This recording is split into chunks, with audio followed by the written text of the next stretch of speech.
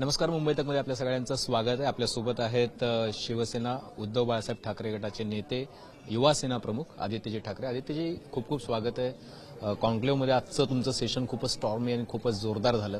मात्र एक रिव्हिलेशन काल शरद पवार साहेबांनी याच कॉन्क्लेव्हमध्ये केलं. ते म्हणजे असं होतं की राष्ट्रपती शासन जे लावलं ते शरद पवार यांच्या सांगण्यावरून लावलं असं देवेंद्र फडणवीसांनी सांगितलं आणि त्यासाठी सुद्धा पवार साहेबांनीच आम्हाला आदेश दिला होता. किंबहुना ते झाल्यानंतर आम्ही एक दौरा काढू, त्या दौऱ्यामध्ये एक वातावरण बनवू की आपल्याला स्टेबल गव्हर्नमेंट हवंय आणि मग आम्ही तुमच्यासोबत येतो. एकाच वेळेला तुमच्याशी पण ते डील करत होते आणि दुसऱ्या वेळेला तिकडे पण निगोशिएट करत होते. हे ऐकल्यानंतर काय भावना होत्या? मला वाटतं भावना एकच आहे. हे जे काही असेल, खरं असेल खोटं असेल, कारण आता आमचं जे एक्सपिरियन्स राहिलं आहे भाजप बरोबर, जे वचन त्यांनी आम्हाला 2019ला दिलेलं ते तर मोडलं. म्हणजे पहिलं तर खोटं बोलले. अनेक वचनं जी देशाला दिली, अनेक वचनं जी महाराष्ट्रात दिली ते खोटं बोलून मोडलेली आहेत. पण ठीक आहे, चला त्याच्यावर पण मी जात नाही. पण हे सगळं झालं असेल, कोणी तुम्हाला सांगितलं असेल, काही झालं असेल, एकदा एक स्थिर सरकार बसल्यानंतर, महाराष्ट्र हिताचं सरकार बसल्यानंतर सरकार पाडायला तुम्हाला कोणी सांगितलं होतं? आणि हे मॉडेल नुसतं महाराष्ट्राचं नाहीये. कर्नाटकामध्येही भाजपने चांगलं बसलेलं सरकार पाडलं. मध्य प्रदेशमध्ये तर तुम्ही पाहिलं असेल, सरकार पाडल्यानंतर मुख्यमंत्री बसवले. कोविडच्या काळात जगात एकमेव पक्ष होता जो कोविडमध्ये राजकारण करत होता. जगात कुठेही असं नसेल. आणि आरोग्यमंत्री पण दिले नव्हते मध्य प्रदेशला 6 महिने. आणि मग महाराष्ट्राचं सरकार पाडलं. हे जे सरकार पाडण्याचं मॉडेल आहे, हे कोणी सांगितलं होतं पाडायला? जे काही ते बोलतायत, जे काही ते म्हणतायत, ठीक आहे ना, सरकार बनायच्या आधी राजकारण सगळेच करत होते. ह्यांनी पण सांगितलेलं की आम्ही राष्ट्रवादी सोबत कधी जाणार नाही, एका चॅनलवर नाही नाही नाही करून सांगितलेलं होतं. पण गेलेच आता. महत्वाची गोष्ट हीच आहे की हे सगळं होत असताना 40 आमदार तोडायला कोणी सांगितले होते? हुडी घालून भेटायला कोणी सांगितलं होतं? खोक्याचं राजकारण करायला कोणी सांगितलं होतं? हा मुद्दा राहतो. पण डबल क्रॉस होत होतं ना. एका बाजूला ते तुमच्याशी पण डील करत होते की आपल्याला सरकार बनवायचं आहे, दुसऱ्या बाजूला भाजपला पण त्यांनी स्वतःसोबत ठेवलेलं होतं की आपल्याला अशा पद्धतीनं काम करायचं. आणि इथंपर्यंत सांगणं की तुम्ही राष्ट्रपती राजवट लावून टाका. म्हणजे तुम्हाला ती घटना आठवत असेल की तुम्ही स्वतः राष्ट्रवादीचे लोक आणि काँग्रेसचे लोक राज्यपालांना भेटायला गेला होतात की सरकार बनवायचंय म्हणून, आणि शेवटच्या क्षणापर्यंत काँग्रेसचं फक्त पत्र आलं नाही आणि ते सुद्धा पवार साहेबांनी देऊ नका असं सांगितलं होतं, कारण आपल्याला बऱ्याच गोष्टी ठरवायच्यात. आणि त्याच वेळेला त्यांनी सांगितले की राष्ट्रपती राजवट लावा. तर ही एका प्रकारचं डबल क्रॉस करणं, हा पण एका प्रकारचा विश्वास. ह्याच्यातून अजून एक उघड होतं ना की भाजप पण दोन्ही ठिकाणी बोलत होतं. जे प्रिन्सिपली आम्ही राष्ट्रवादीसोबत जाणार नाही, ह्यांच्यासोबत जाणार नाही, आता सगळे लोक ज्यांच्यावर आरोप आहेत त्यांना सोबत घेऊन बसलेत. काय प्रचार होणार महाराष्ट्रात? आणि हे सगळं करून जे मूळ भाजपचे कार्यकर्ते आहेत त्यांना ह्या मंत्रिमंडळात काय मिळालंय? ओरिजिनल मंत्रिमंडळ, जे आता 1 वर्ष 1.5 वर्षापूर्वी झालं तसं आपण ते 6 भाजपचे ओरिजिनल लोक घेतलेले आहेत. ना मंत्रिमंडळात काही, ना महामंडळात काही, ना मंडळात काही. काही काही तर कल्याण डोंबिवलीमधले भाजपचेच लोक बिचारे हैराण आहेत, जी गुंडगर्दी तिथे चालली आहे. तर महत्वाची गोष्ट हेच आहे की हे स्वतःसाठी केलं का? हे स्वार्थासाठी केलं का? हे इगोसाठी केलं का? बदला, त्यांनी एक शब्द वापरलेला, त्याच्यासाठी केलं का? ठीक आहे, पण हे सगळं बदला, इगो वगैरे ठीक आहे, पण महाराष्ट्र तुम्ही का मागे नेताय? महाराष्ट्राचा का कणा मोडताय? महाराष्ट्राला का दिल्लीसमोर झोकवताय? वेदांता फॉक्सकॉन तुम्ही गुजरातला पाठवलात, एअरबस टाटा असेल, बलड्रग पार्क असेल. हे सगळं होत असताना मूळ मुद्दा हाच राहतो की तुम्ही पण मग राष्ट्रवादीसोबत बोलत होतात त्यावेळी. हे उघड होतं.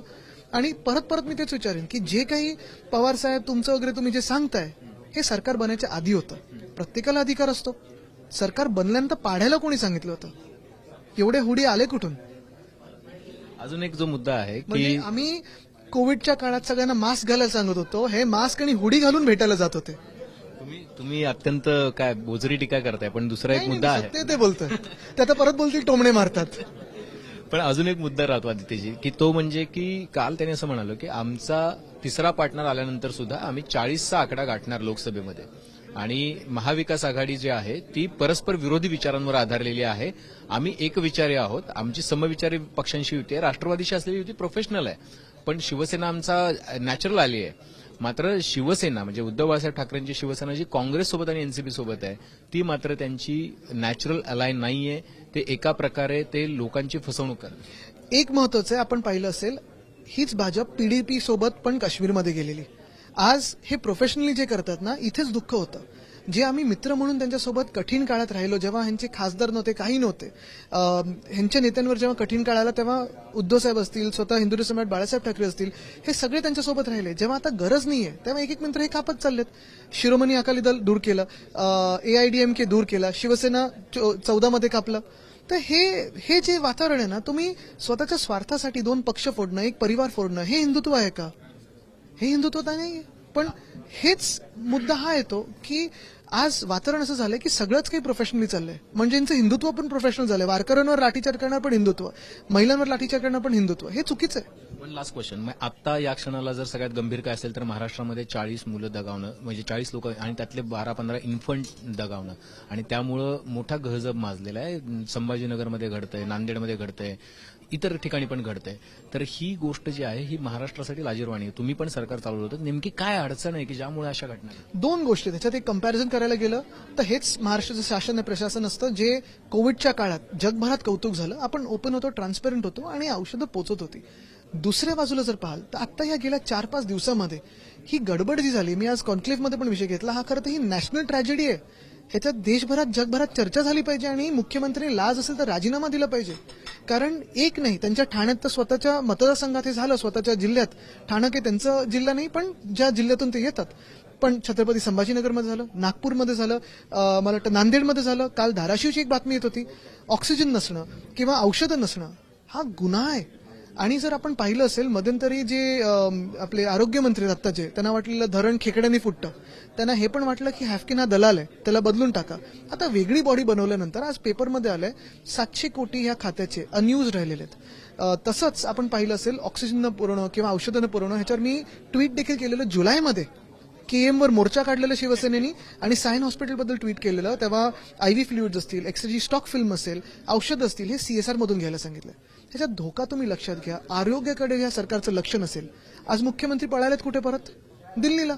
दिल्लीकडे लक्ष, खात्यांवर लक्ष, पालकमंत्री कोण बनणार ह्याच्यावर लक्ष, पण जे मूळ मागणी आहे लोकांची, आरोग्य, ह्याच्यावर कुठेही लक्ष दिलं नाही. खरं तर त्यांनी जाऊन 4 शहरांमध्ये भेट द्यायला पाहिजे. तर मी चाललोय उद्या, पण हे त्यांचं काम आहे. ते मुख्यमंत्री आता घटनाबाहेर जरी असले तरी आहेत. त्यांनी 40 आकडा सांगितला, तुमचा आकडा काय लोकसभेचा?